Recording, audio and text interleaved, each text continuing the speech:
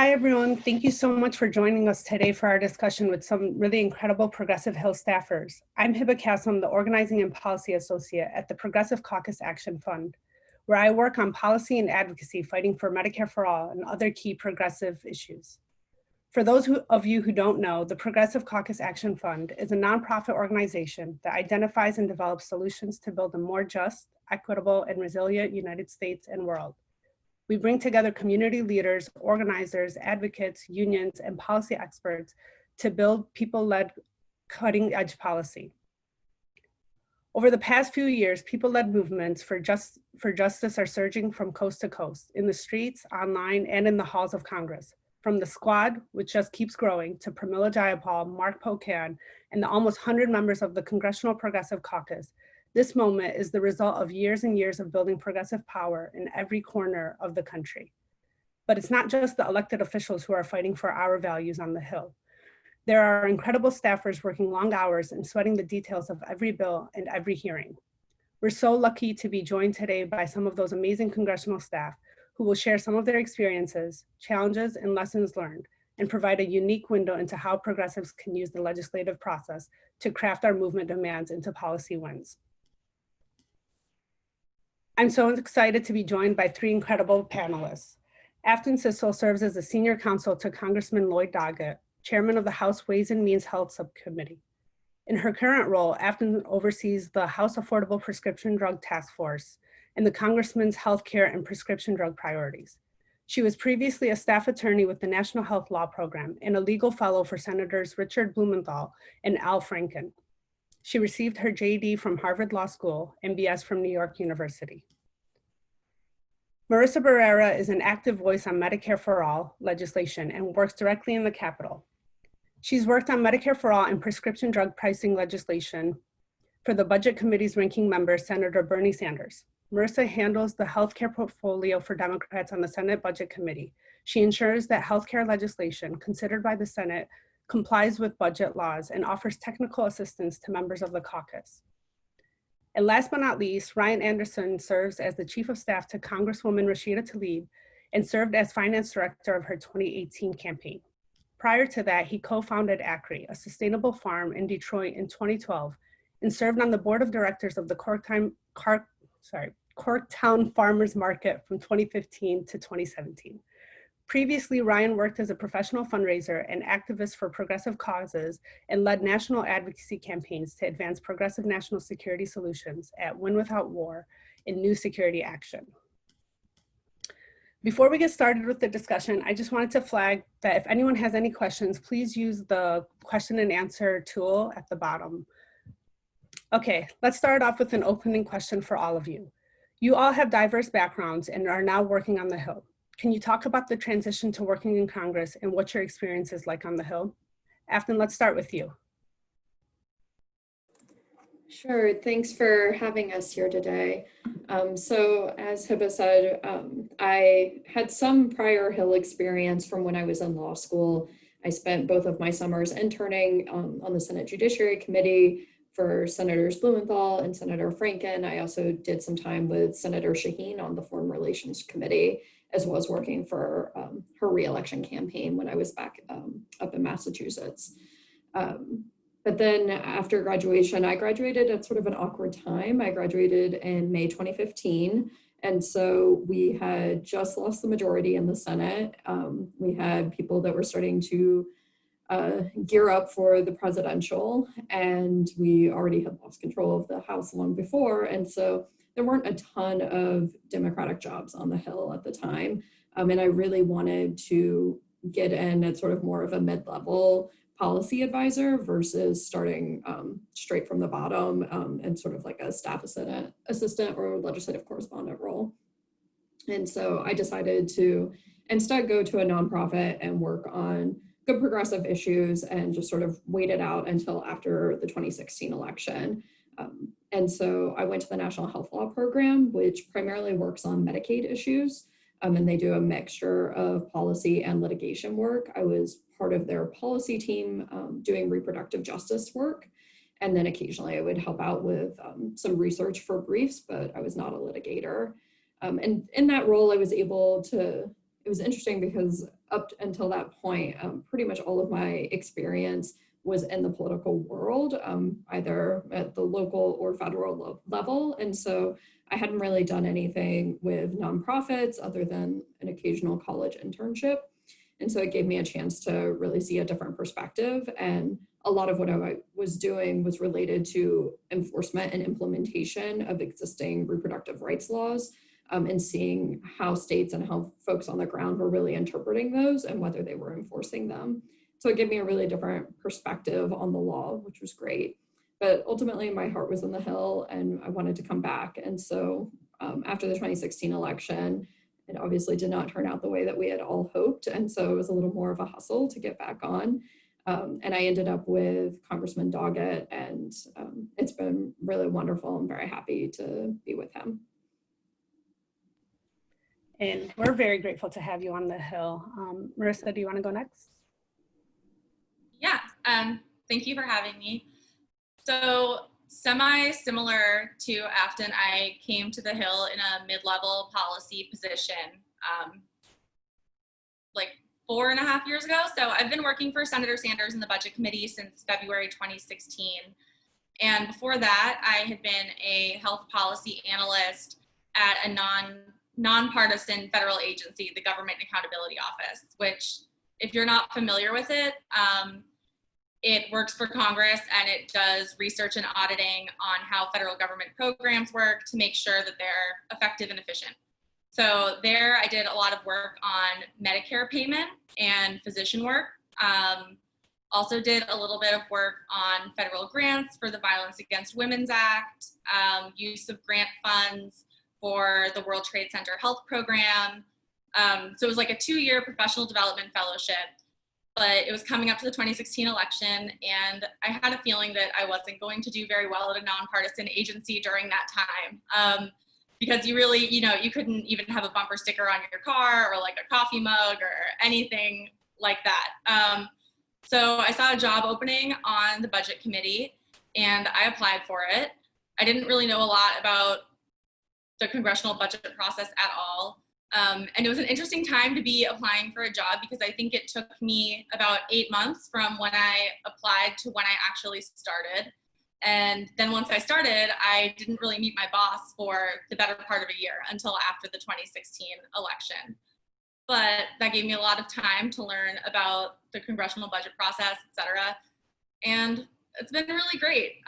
It was tough at first going from a very cut and dry, nonpartisan world to going into politics. But one of the things that's been really useful about that is I kind of already honed my policy skills, and now I get to be a lot more creative with it. And it's very fulfilling and I love it a lot. Thanks, Marissa. We're going to dive into this a little bit more later in the conversation, but can you talk a little bit more about like the challenges of learning the Budget Committee, because you said like you weren't really familiar with it. And I know for a lot of people who are trying to get on the Hill, it's intimidating to think about like all the committees and the processes on the Hill and not knowing. So yeah, could you just say a little bit more about that? It is definitely not something that you need to do when you come in. Some places prefer that you have experience, but in my case, one thing that really helped me was I had done an internship at my state Democratic Party. So when I was interviewing, it really wasn't about my policy skills at all because I had the training both in graduate school and in previous jobs.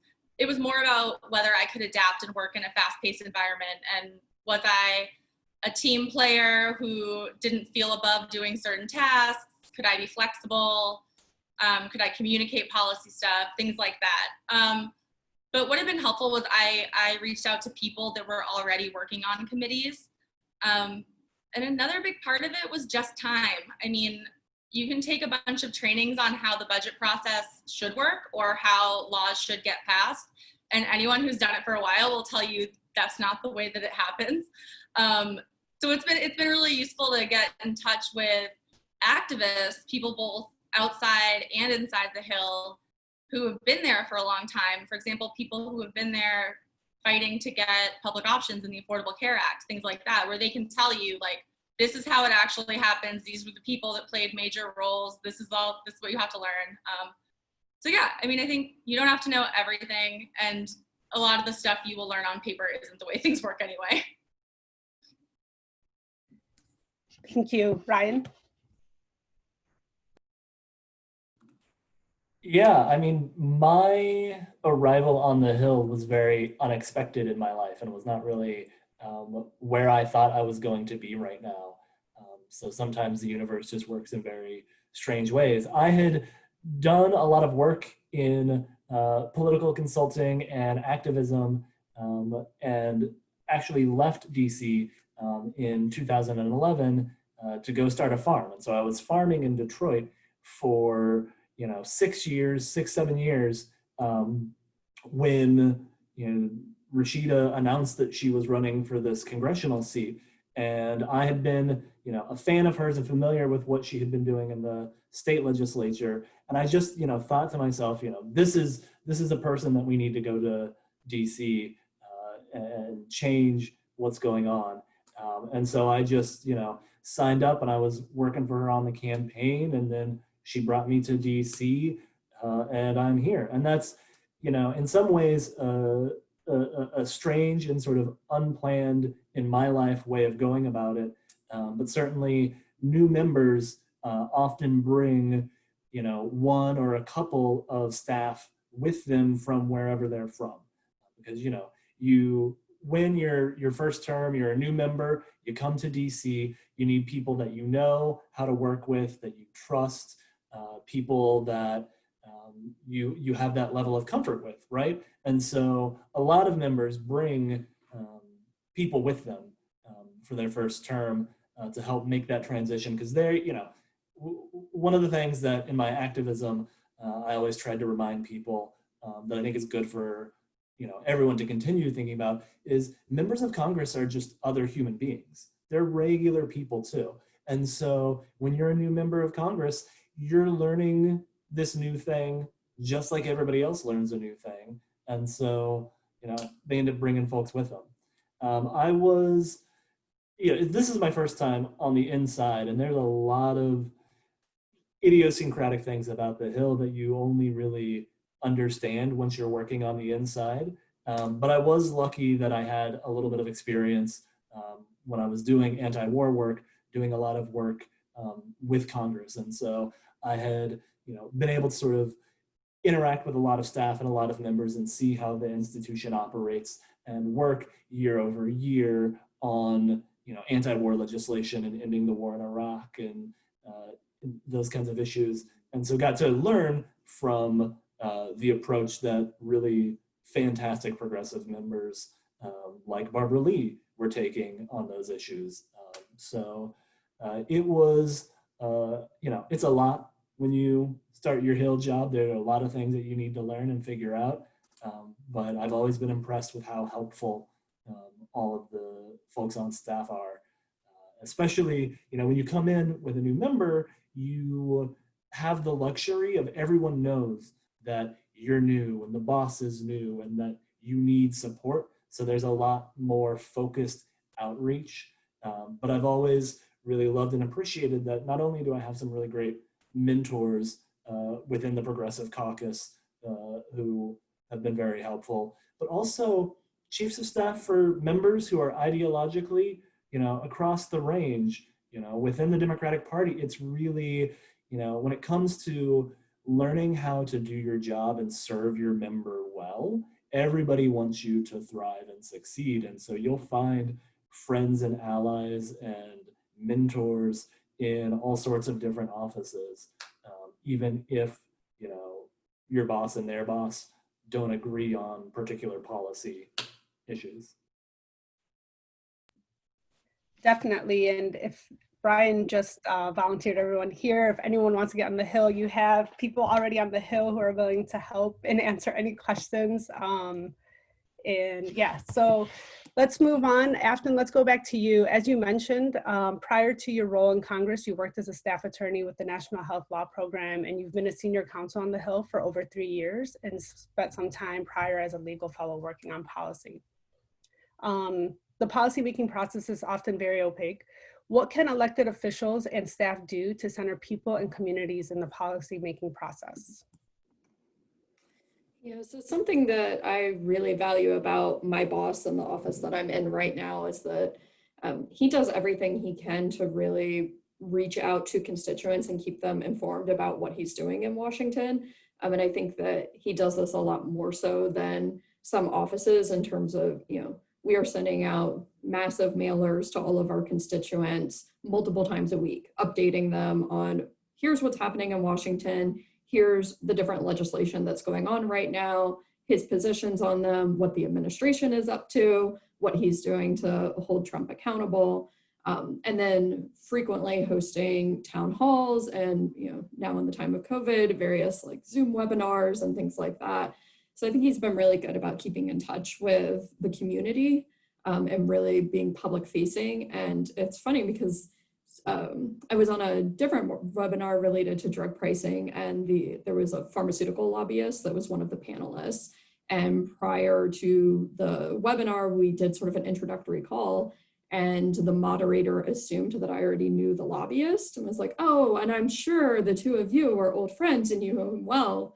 I had never even heard of this person. I don't meet with pharmaceutical lobbyists. I very rarely meet with any lobbyists.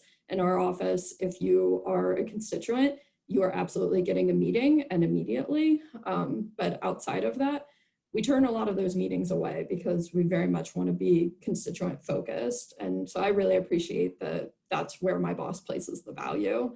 And I think that the community appreciates it as well. He's pretty popular.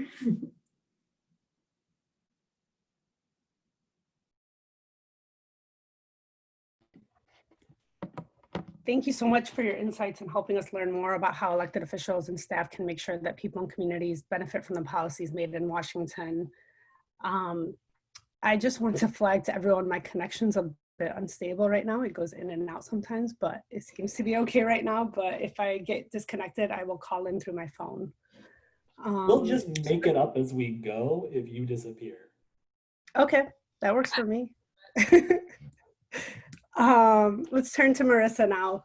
Marissa, you've been an active voice on Medicare for All in Congress. As an organizer and advocate for Medicare for All, I just want to thank you for all of your efforts. This morning, we had a great discussion around Medicare for All with some amazing panelists, and we talked about how the momentum and movement for Medicare for All is growing.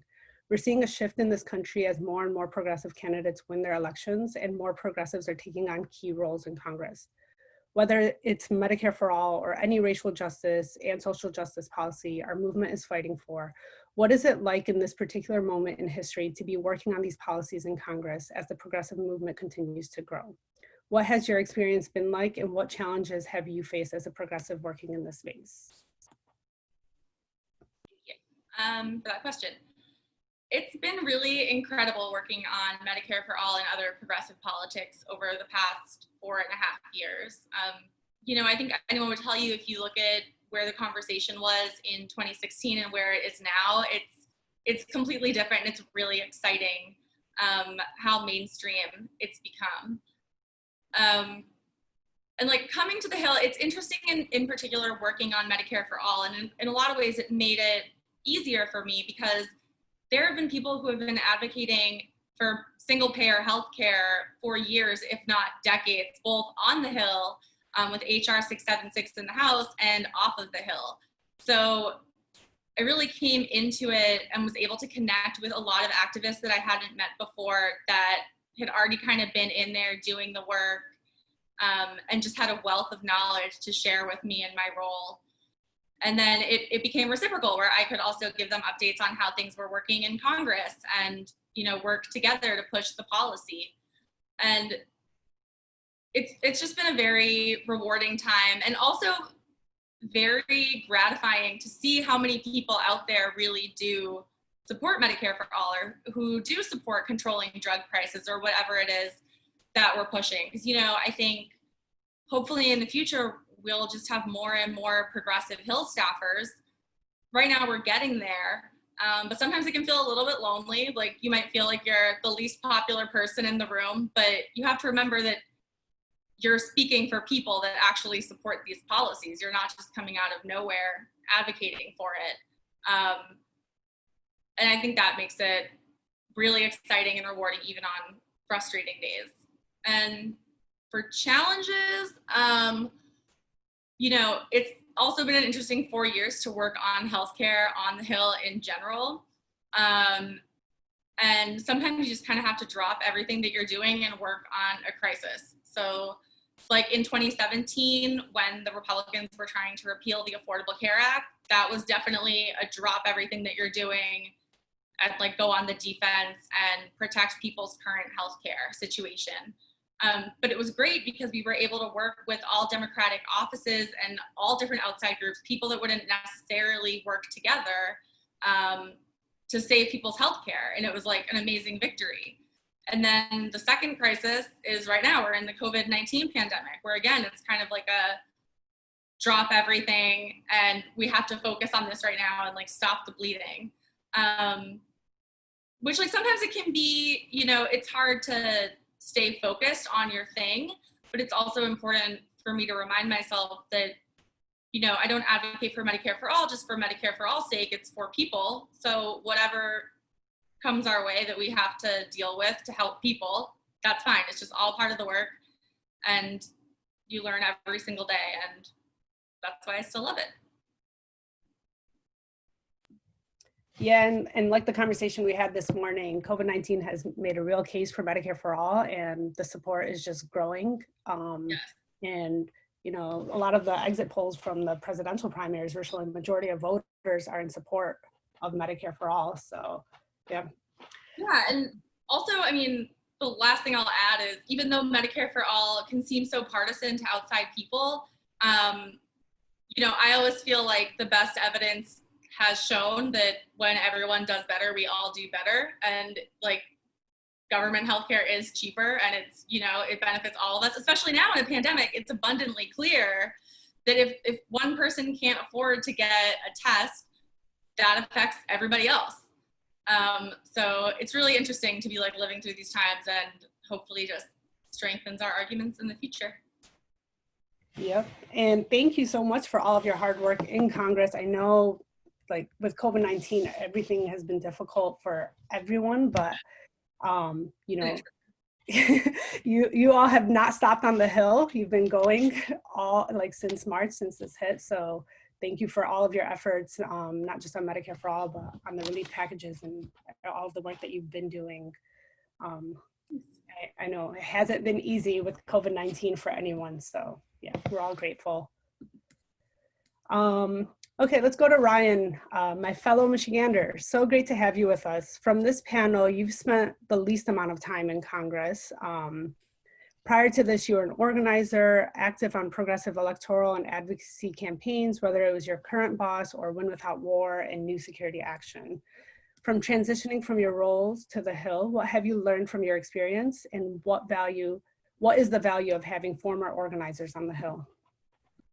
Yeah, thank you for the shout out to Michigan. If any of the attendees are also from Michigan, hello, welcome. Thank you for being awesome. There's a lot to learn. Look, organizers have a really, I think, important way of looking at the world and analyzing problems and seeking solutions that we need more of on the Hill. And one of the reasons that I wanted to do this panel and talk to folks is because I want everybody who's organizing to come join us on the Hill. It can be really hard to find people with organizing experience. And that's something that's incredibly important to my boss. You know, she used to be an organizer. A lot of the people on our team have organizing experience. And that's something that we look for because of that perspective. And so, you know, there have been times when you're trying to hire staff, we need more organizers up here. And that's not just something that, you know, my boss thinks. A lot of progressive members think this. There are new progressive members coming up that are going to be joining us, right? Cori Bush is going to want organizers on her team. And so we need people to really come and join us. And I think there's a couple of different things that are important with how organizers approach problems that is really beneficial to have that on the Hill. Certainly, right, first and foremost, organizers really understand putting people first. And they understand working with communities to figure out, you know, what that community wants. Not speaking for people, but listening to people to figure out what the community wants, and then bringing that and speaking truth to power. You know, like Marissa was saying in your answer, sometimes you're the only person in the room talking about Medicare for all. How horrible would it be if that conversation happened and Marissa wasn't there talking about Medicare for all? And, you know, organizers, thank God they exist.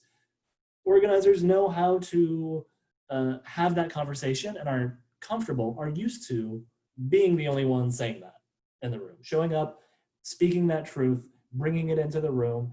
And it's always amazing. Sometimes it's literally, there's not opposition. It's just that like nobody was thinking that way. And so you show up and you bring that organizing perspective and you say, what about this? People are like, oh, yeah, okay. And then you actually like have a real impact on what's happening. So I would love to have more organizers coming up and joining us on the Hill. I think it'd be really important. There's a couple of questions in the Q&A. Sorry, one of them's kind of long, but we can go down the list and I can just open it up to whoever wants to answer. So could you tell us a little bit about what Hill staff wish folks knew in the movement or from the movement, like from your own personal experiences?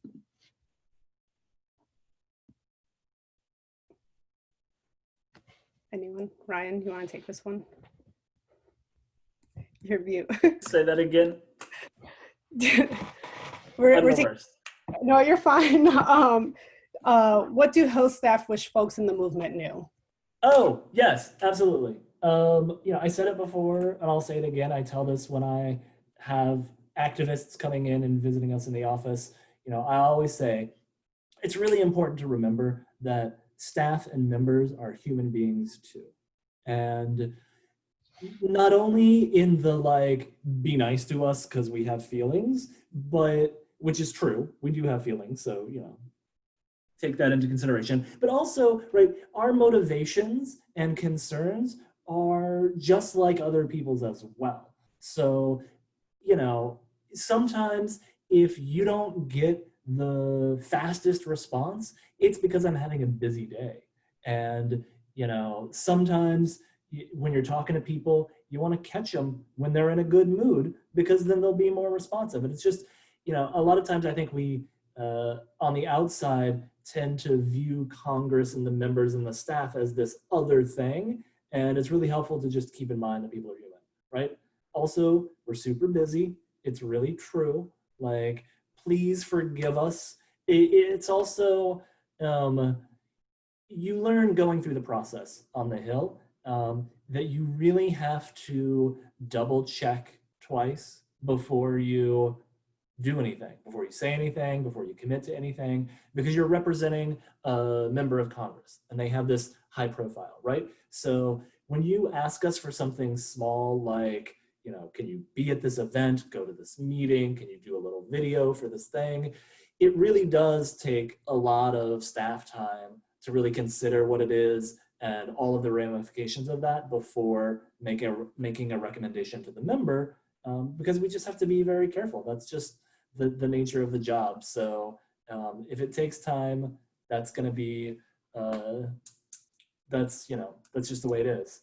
And then also, like Afton said, if there's a resident involved, the member is just so much more likely to take a meeting, have a conversation, do a thing. Like if you want to talk to the member of Congress, get someone from their district who agrees with you on the issue and set up a meeting. You could do it in DC, you could do it back in the member's district. You don't have to fly that person all the way here just to sit down with the member.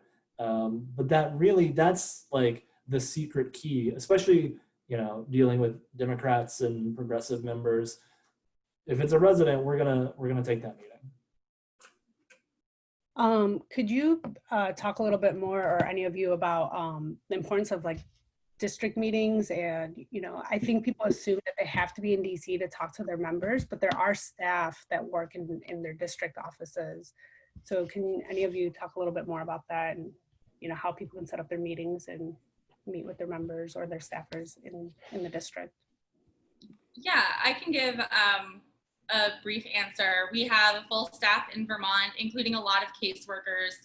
And a lot of our cases from constituents actually end up being ideas for future legislation and for things that we advocate for in DC. So we're always working together where the Vermont office says, hey, we had a constituent come in with this issue, or, you know, someone at an event made us aware about this, and can you guys look into it? And sometimes they connect us directly with the person, but other times the DC office will just do additional research and come back, and it inspires a lot of work. And I think, you know, our boss in particular has had a lot of success calling out drug companies over outrageously priced drugs. And a lot of those drugs we heard about for the first time from constituents that were saying, hey, we can't afford our medicine. And then we're like, oh, that seems like an outrageous price. Let's look into it, et cetera. So, you know, even like sharing your story with your district office, going in there, it does like trickle to DC and have a really big impact. Yeah, I would also just add, sort of piggybacking off of both Ryan and Marissa, don't be offended if you don't get a meeting with the member and assume that that's sort of like the brush off and you're not being taken seriously, because they have unbelievably busy schedules. Like, I think I'm overwhelmed, and then I see my boss's schedule and I realize I'm not even doing a tenth of what he's doing given all of the commitments that he has. And so I wouldn't be offended if you are asked to meet with staff instead of with the member, because there really are just so many constraints. And, you know, obviously, like for Marissa, representing an entire state, her boss is also having to travel around the state. And our district is so gerrymandered that my boss is having to travel to multiple major cities because he represents both San Antonio and Austin. And so we have district offices in both cities to make sure that all of our constituents are well served. But I would also echo what Marissa said, that a lot of our legislation is inspired by constituent stories. We share those stories. We also connect constituents with the press if they want to share their story in the media and try and get attention on it.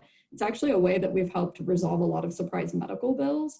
When constituents reach out to us, technically they're allowed under the law. We've been fighting for several years to get those banned, but at this point they're still legal. And so the only way that we can really help them from like a casework perspective is ask if they want to be connected with the media, and then the media helps them shame the company, be it the insurance company or the hospital, whoever it was, into resolving the bill for them. And so we've actually been able to help a lot of constituents in that way, and, you know, similar sorts of connections. And so I think there's a lot of value in connecting with district offices and not being completely DC centric. And trust me, both are communicating with each other. And with that said, since everything's been turned upside down with the pandemic, what does Congress look like these days? And right now, members are back in their states. Are hearings still happening? You know, what's going on, and how is it for all of you?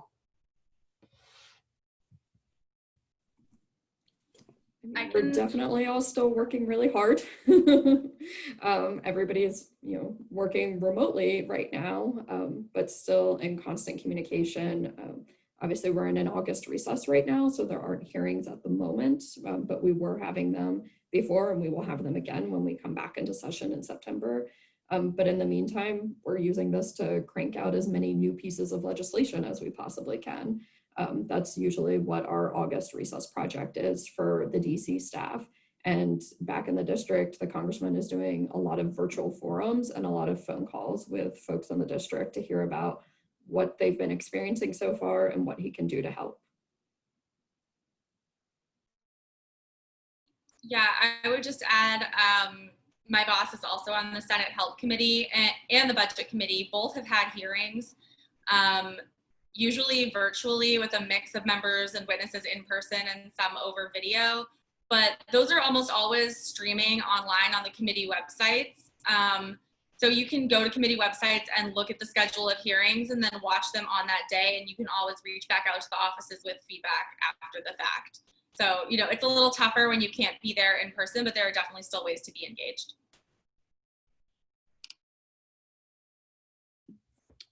Awesome, thank you.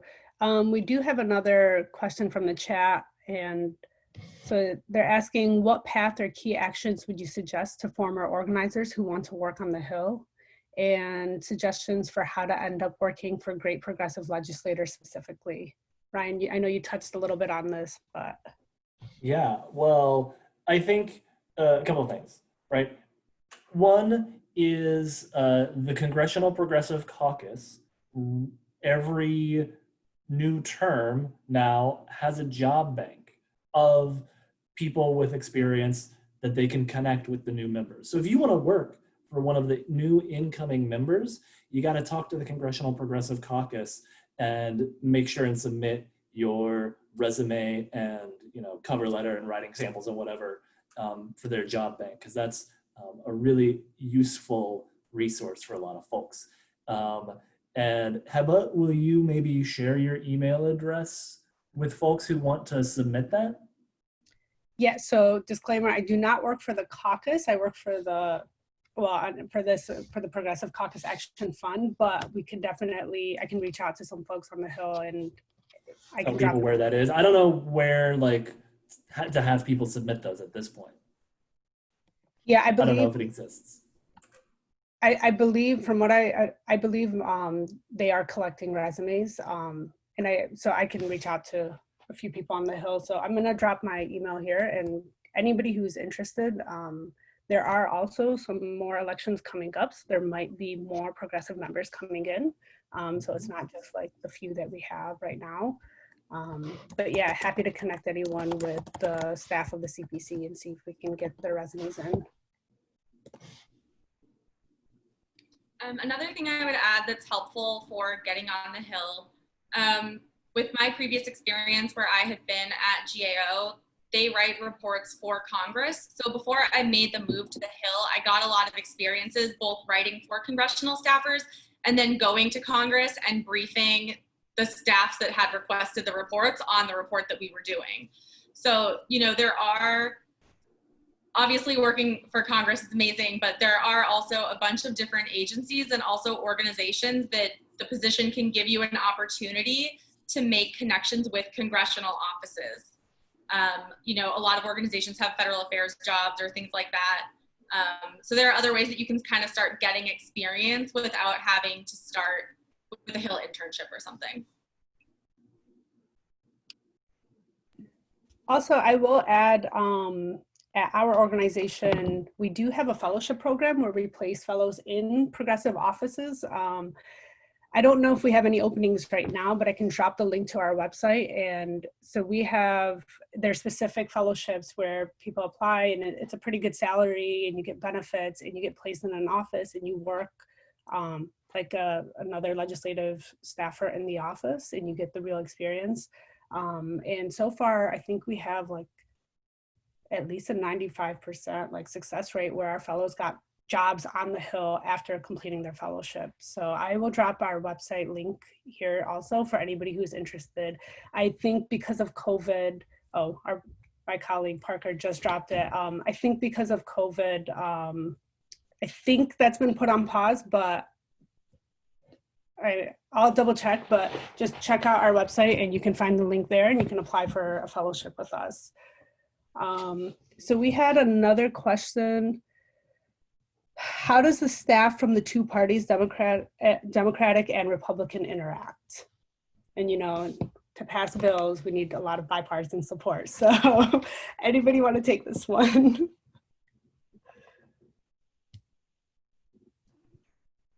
I feel like Marissa needs to chime in working on a committee. We do interact, for things like we just talked about hearings. When the majority is organizing hearings, Democrats do get to pick a number of witnesses. It's almost always fewer witnesses than Republicans, but there is some amount of planning that happens there. There also are, there are some things like community health centers that can be bipartisan. There are also situations where, Republicans might not come out and support something, but they might not actively stop it, which is, sometimes that's just as good. If you can agree that, you're at least not going to get in each other's way on something. And there are also, many points in which you can agree to support something, either like right when legislation is introduced, if it comes up for a hearing or a markup, if it gets to the floor. So it's, we do check in with Republicans often. I would say usually when they're cooking something up, we don't hear a lot from them, such as with COVID-19 packages. Sometimes everybody is a little bit in the dark waiting.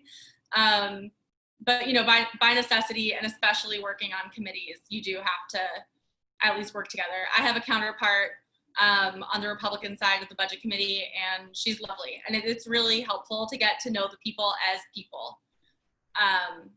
Yeah. I think in the state delegations as well, you tend to see a little bit more, maybe not in Texas, on some issues maybe. In Michigan, we've got the Great Lakes. That's a really big issue, right? So we definitely have a lot more bipartisan interaction with other Republicans from the state of Michigan around funding for Great Lakes environmental restoration and protection kind of initiatives, just because that's an issue that affects the state, regardless of what your party is. And maybe oddly, like Texas. Sorry. I would just say, oddly for us, we have had greater success working with Senate Republicans than we have with House Republicans. What outreach I have done to House Republicans, I'm lucky if I get a response. If I do, they will take the coffee with me, but it is very clear they don't really have any interest in partnering on anything.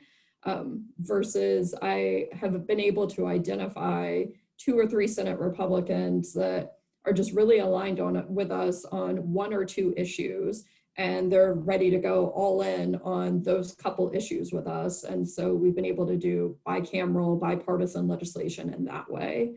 But it has been, you have to identify really niche things to work together on. Obviously, broadly, there's not going to be a lot of alignment.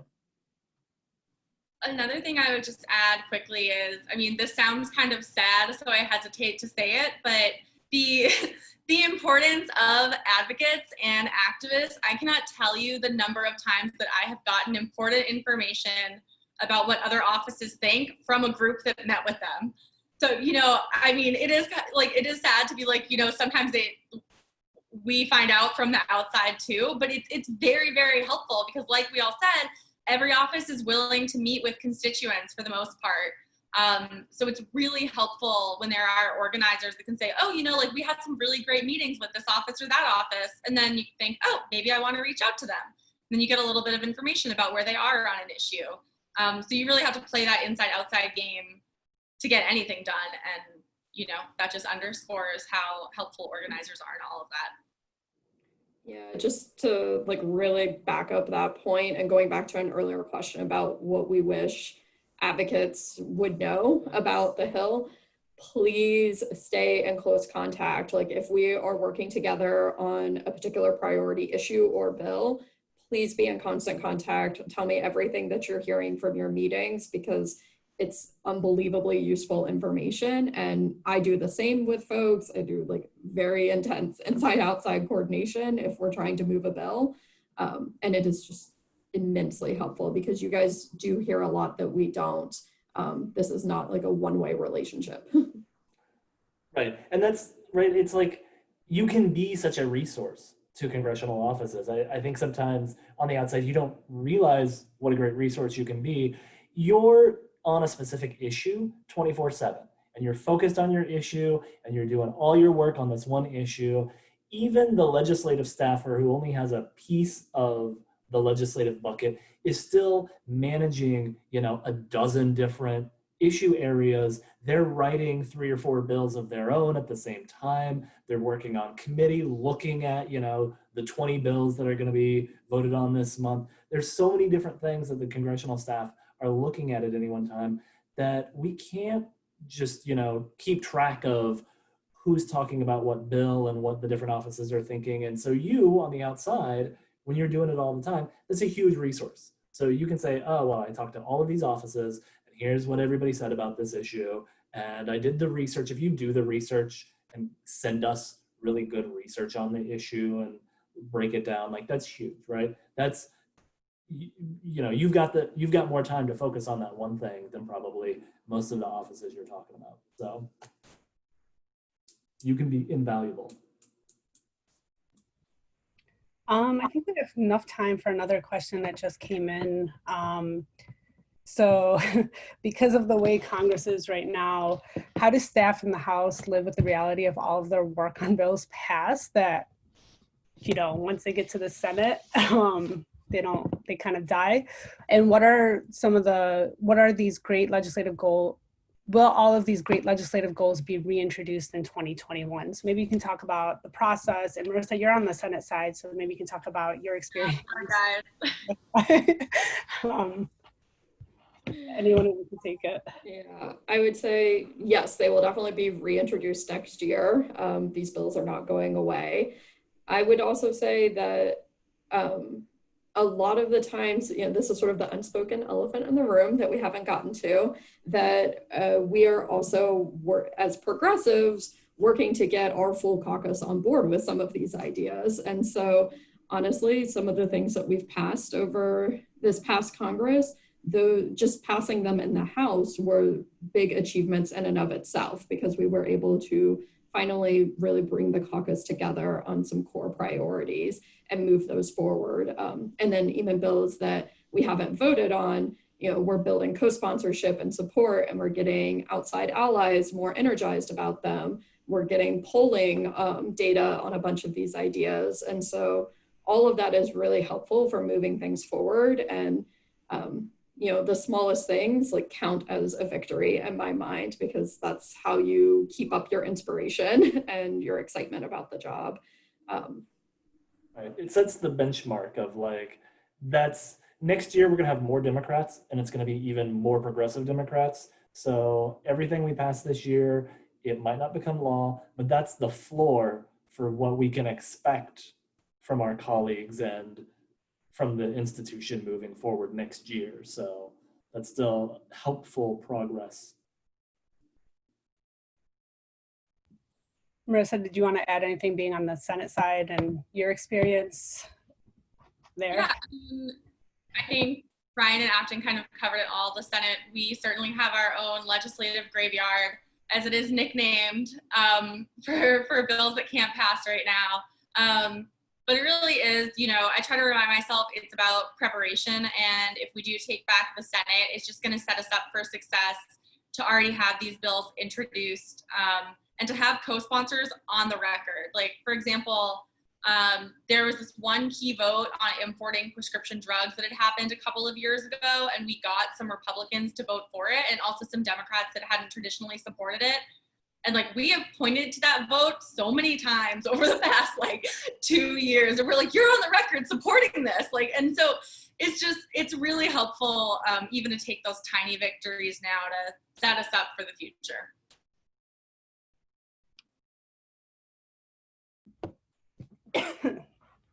Thank you. We're being told that we're close to time. Before I close up, do any of you want to add anything else? Any tips for anyone who wants to get on the Hill? No. Okay. Sorry, I just like choked on my water. So before we end, I did want to let everyone know about an exciting project that the Progressive Caucus Action Fund has been working on. So as you all well know, the progressive movement faces enormous pressure to water down our positions, but stepping back our values is exactly the wrong approach. And we win real change when the scale of our solutions meets the scale of the crises in people's lives, when we inspire people and give them hope. That's why we created the Progressive Playbook, a one-stop shop for battle-tested and values-based progressive messages. We want everyone in our movement, organizers, advocates, and policymakers to have messages available 24/7 that build on our goals instead of undermining them. We'll be launching it soon. Once the website is finalized, you can find talking points, videos, message guides, and a variety of policy resources at www.progressiveplaybook.org. Thank you so much to all of our amazing panelists. Thank you for your insights, your tips, and for everything that you're doing on the Hill. And I hope everyone has a great virtual conference. Thanks, everyone. Thank you so much for having us. Come join us. Thanks. Bye, guys.